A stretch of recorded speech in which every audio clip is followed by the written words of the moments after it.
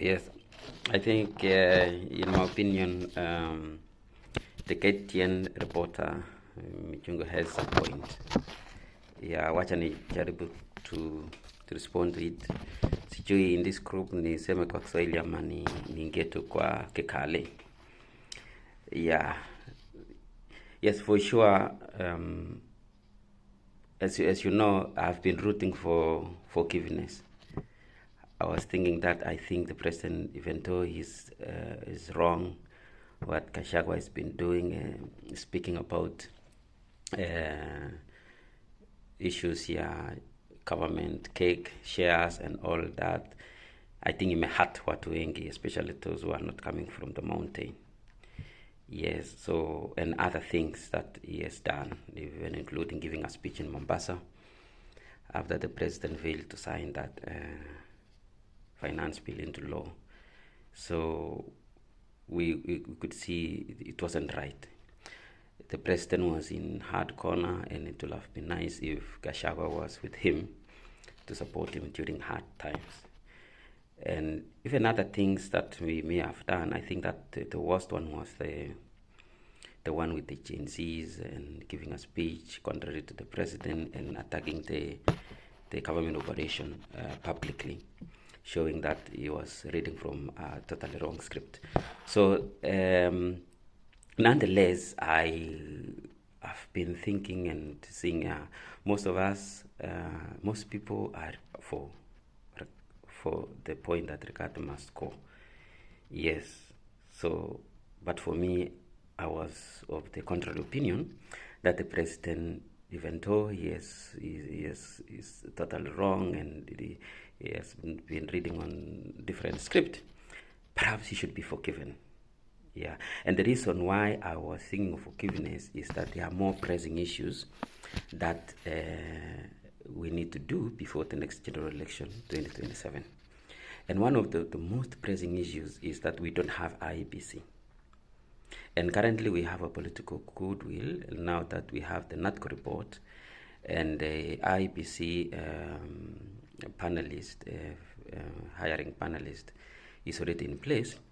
I think we should move with speed to ensure that this IEBC is in novice, because I don't know, those who understand the law may tell us if IEBC is currently unconstitutionally vacant, given that the review of boundaries should be done every 10 years or so, which we are behind, and there is no IEBC in place. So should anything happen and we need an election or a referendum, we don't have IEBC in place to oversee that. So I was thinking that instead of initiating new political storm, what will be the best way to use these 2 years for instead of this? It would have been easy to manage Gachagua within the government until 2027, and then the president can have other options of replacing him as the new running mate. And instead use this now to ensure that we have IEBC in place for the president and for the government and for every one of us.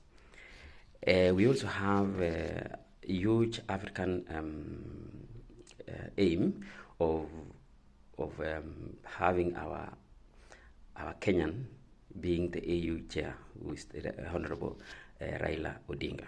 So we still have a lot of campaign around African and even around the group to ensure that Kenya has this position through His Excellency Raila Odinga.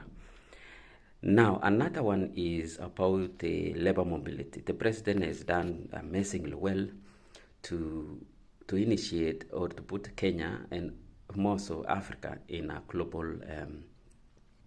in attractive global perspective. He has managed to sign a labor agreement with many countries and secure an environment for Kenyans to go to abroad to be exported to do labor, to work there, get skills and all that.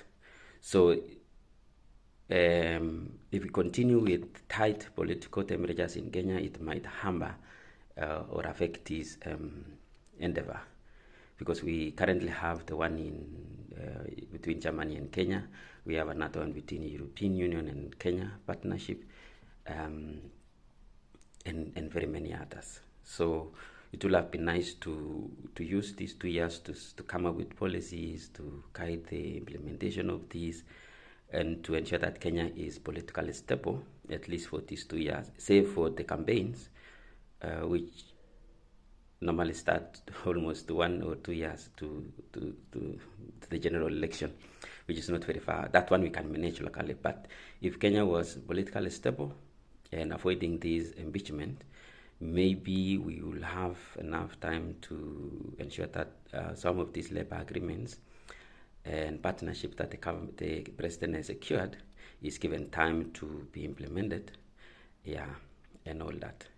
Another thing is court processes. Even if he is impeached and regard goes to court, the process will be protracted and the political temperatures will continue heightening. And as I said, for my opinion, it will have been easier to avoid and to manage the DB within. It will have been easier. Another one, which I think, I'm not a lawyer and I'm not a politician, I don't have experience on this, is the referendum. I think we need to relook at referendum, particularly what is in the NATCO report and what the public participation can still give us. So, in the referendum side, what I think, from my personal point of view, is that the deputy president should be relooked at how the deputy president is elected. I think we should have a running mate, yes, nominated by the president, but it should be not a joint ticket during the general election. We should give, we make it something, a position that is nominated in the run-up to election as a running mate, but then it is appointive, it is not elective.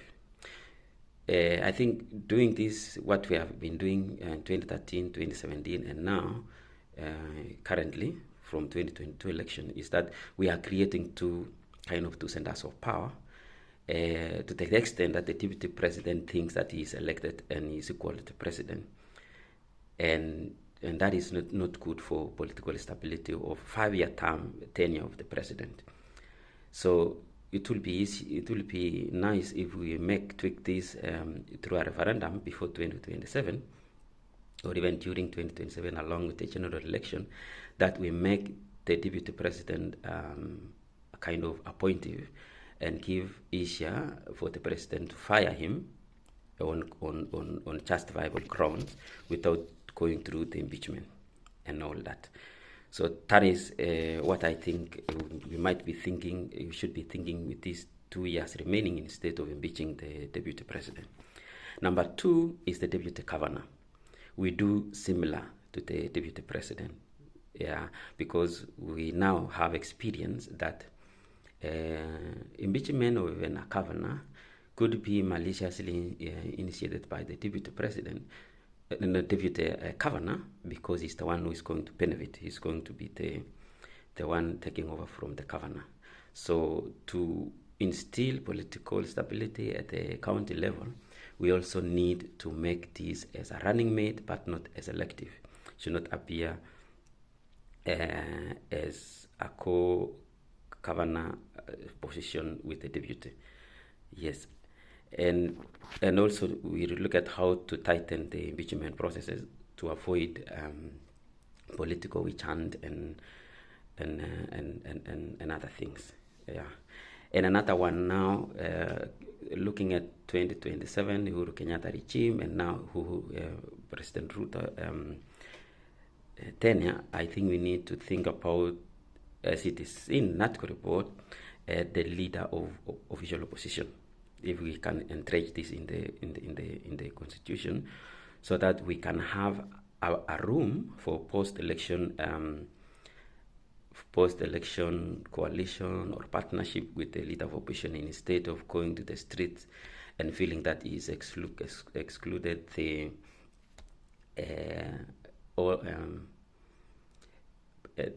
yeah, power, or what we call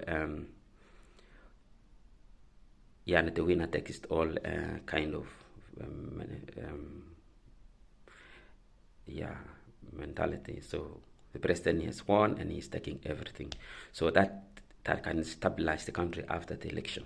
If we have a leader of opposition, official opposition, and at the same time giving a room for post-election coalition agreement, even with the opposition.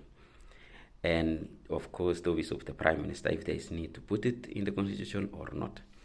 Another one is, given that now many Kenyans are going abroad through this labor mobility, there is a gap between the diaspora office.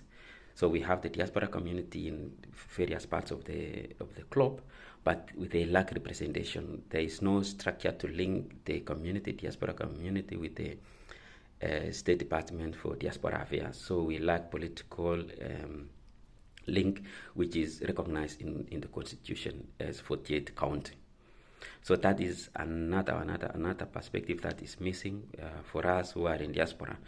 We feel that there is a disconnect between the diaspora, people living in diaspora, or Kenyans living in diaspora, and the State Department of Diaspora Affairs, and by extension, the Kenyan government, or representation in the parliament.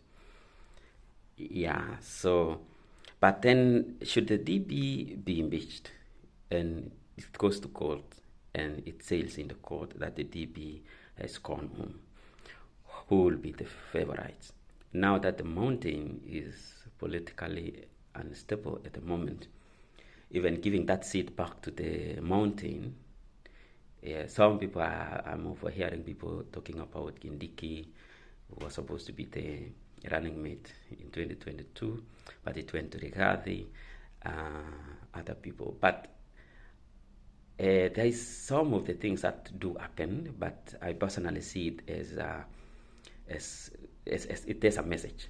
And one of these is early last year in January 2023, in the first trip that the president made to Nyanza.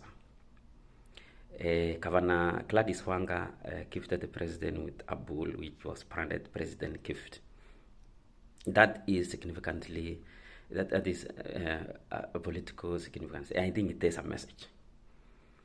And it would not be a surprise to me that should Rigathi Gachagua be impeached and goes home, that deputy president goes to Governor Gladys Wanga.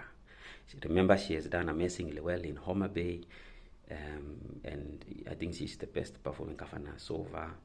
She didn't sleep. She all the programs of Kenya Kwanza, I think the housing program, all the initiatives that the president wanted to initiate went to Homa Bay, because she managed to stabilize Homa Bay, welcome the president, give it the president. So if she gave that gift to the president, a bull, and she needs to redeem it now. So that position, to me, might surprisingly goes to her. I don't know personally. I'm not a politician, and I'm not able to foresee, but that is it. But this is, if Rigathi Gachagua goes home, I think it is not nice to give it to the east side of the mountain. It is, let it go completely for this now. Let the mountain heal.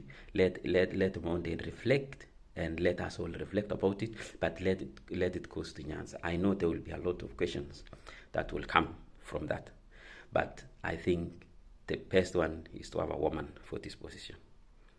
And then we let's think about restructuring our constitution to have the office of the deputy president and the office of the deputy governor be appointed position to stabilize us, because 5 years is short for political instability, right from election to the next general election. And instead, we stabilize the country. We ensure that counties are stable, and if there are issues, and also ensure that there is a lot of transparency at the county level and also in national level. Yes, so that is my view, and that is what I think. So let me recap. I think Instead of impeaching Gachagua, I know he's wrong. Yes, we know it is in black and white.